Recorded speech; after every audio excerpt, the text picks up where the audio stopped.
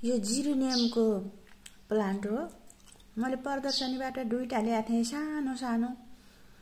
एउटा चाहिँ बच्चाहरूले कपडा राखिदिएछन् त्यही माथि र त्यही मर्यो। एउटा चाहिँ यस्तो राम्रो भएछ। यसलाई मजाले घाममा राख्न पर्ने हुन्छ र यसैबाट कटिङबाट अरू बिरुवा पनि तयार गर्न सकिन्छ। त्यो तयार गरेको पनि मैले पछि तपाईहरुलाई भिडियो देखाउनेछु। यस्ता पहेँला पहेँला पात भएका चाहिँ निकाल्दिन पर्छ है साथीहरु। यो स्नेक प्लान्ट मैले एउटा सानो बिरुवा लिएर आएको। यो मदर प्लान्ट हो। यसबाट 9-10 वटा बिरुवा मैले बनाइसके। यसको यत्रा पातका टुक्रा काटेर पनि हामीले यसलाई बिरुवा तयार गर्न सकिन्छ। बिरुवा यसो पात काटेर यसो गमलामा गाड्दिने हो नि मजाले जरा हालेर मुना पलाएर राम्रा बिरुवाहरू तयार हुन्छन् र यसले हावा पनि एकदम अक्सिजन दिन्छ। त्यही भएर यो भित्र इन्डोर पनि लाउन सकिन्छ, आउटडोर पनि लाउन सकिन्छ। त्यसैबाट सारेको बिरुवा हो यो। मैले भित्र पनि 3टा बिरुवा मैले आफ्नो भित्र रुममा लगाएको छु। अरु बच्चाहरुको रुममा लगाइदिन पर्ला भनेछु।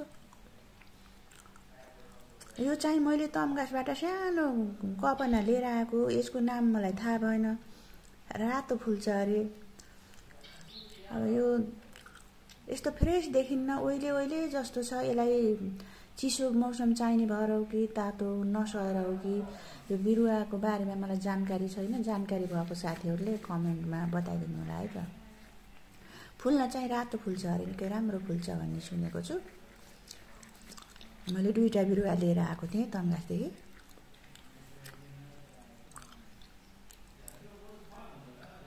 कति धेरैवटा मुना हालेछ, मन्टा हालेछ। एउटै मन्टो ल्याएको थिएँ मैले। यो स्नेक प्लान्ट, स्नेक भनेछु फेरि के अरे स्पाइडर प्लान्ट। मैले छिमेकीबाट मागेर ल्याएको। कस्तो के बोल्न आउँछ साला। अनि यसको पनि मजाले अब एउटा बिरुवा ल्याएपछि अब यहाँ 3टा दिनुभएको थियो। मैले 3टा एकै ठाउँ रोप्दैछु। अब यसले मजाले यसरी यस्ता हाँगा हाल्छ। यसैबाट यस्ता कोपिलाको जस्ता निस्किन्छन्। यसैबाट जति बिरुवा पनि हामीले तयार गर्न सक्छौं। हेर्नु कति राम्रो। अब यिनीबाट प्रत्येकबाट 1 बिरुवा तयार गरे पनि अब यो सिजनमा कतिवटा स्पाइडर प्लान्ट हुन्छ मेरो।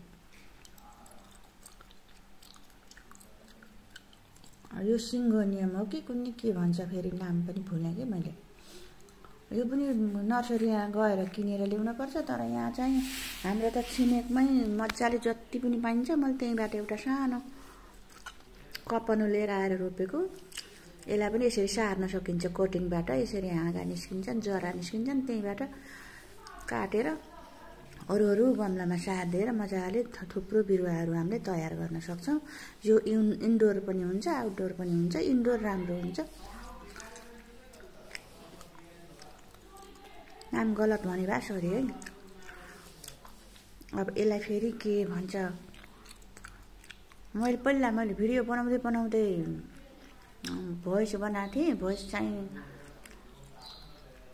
यहाँ एउटा भोइस चाहिँ स्नेक प्लान्ट भनेछु मैले। उसलाई स्नेक प्लान्टलाई मनी प्लान्ट भनेछु। त्यही भएर मैले भोइस काटेको भएर यो नाम चाहिँ अहिले मलाई आएन भोइस ओभर गर्दा। यो पनि निकै राम्रो हुन्छ। हेर्नु न पातहरू कति राम्रो हुन्छ। यसलाई फुल हुनै पर्दैन। फुल भन्दा राम्रो पात नै हुन्छ यसको।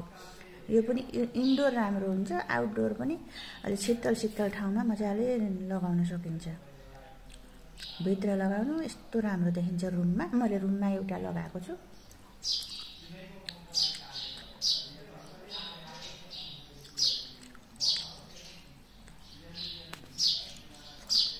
यो ड्रेसिङमा यो पनि राम्रो हुन्छ। मैले एउटा सानो बाटोमा चाहिँ बाटोको रोडको किनारमा कुलाको छेउमा थियो। मैले उखालेर लिएर आएर यहाँ रोपेको। अहिले यसबाट 3-4वटा बिरुवा भएका छन्। यसलाई पनि मजाले मन्टाबाट कटिङ गरेर सार्न सकिन्छ। मैले यसरी माथि 2टा मन्टा भाँच्दिएछु। अब यसबाट 4वटा 5वटा मन्टा पलाउँछन्। अब झम्म हुन्छ। यो अग्लो पनि हुन्छ। यसलाई यसरी मन्टा भाँच्दिएपछि झम्मको हुन्छ। त्यही भएर मैले मन्टा भाँच्दिएछु। तपाईहरुले पनि यो पनि इन्डोर पनि हुन्छ भन्ने सुनेको छु। आउटडोर मैले बाहिर राखेको छु, तर पछि मैले यसलाई पनि भित्र राख्ने प्लान छ।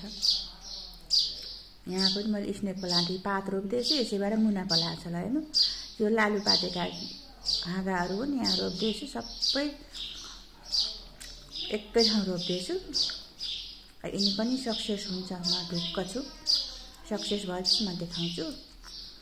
यो खुर्सानी फुल, यो खुर्सानी फुललाई मैले हाँगा ल्याएर यो सार्दिएको।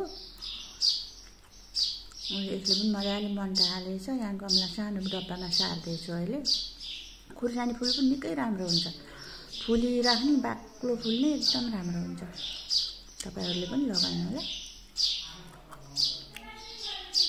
त्यो फुल यहाँ पनि छ मेरो।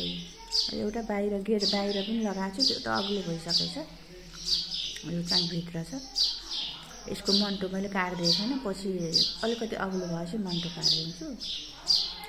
यो पनि यसलाई पनि के भन्छ नाम चाहिँ मैले भुलेँ है। मैले साथीहरूलाई थाहा भएकोले भन्नुला, थाहा नभएकोलाई मैले पछि भन्नेछु। यसको पनि सानो 2 इन्चीको हाँगो यतिकै भुइँमा भाँचिएर झरेको हाँगा थियो, ल्याएर यसो सानो बोतलमा गाडिदिएको। यस्तो राम्रो भएर गएछ। अहिले पात खस्दैछन्, आँकुरा पलाउँदैछन्।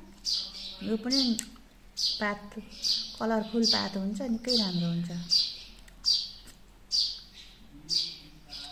यहाँ साथीहरू यस्तै भिडियोहरू म राखिराख्नेछु। मेरो भिडियोहरूलाई माया गरिदिनु होला, हेरिदिनु होला, लाइक कमेन्ट गरिदिनु होला। केही गल्ती बोलेको भए सच्याउने मौका दिनु होला, बताउनु होला। यो पनि सानो मन्टो मागेर लिएर आएको। अहिले यो पनि ठुलै भइसकेछ। यसमा पनि यति राम्रो फुल लाग्छ। पातै फुल जस्तो हुन्छ नि। यसको बल्ल पात कलरफुल हुँदैछ। पहिला त एकै कलर थियो, अहिले कलरफुल हुँदैछ बिस्तारै।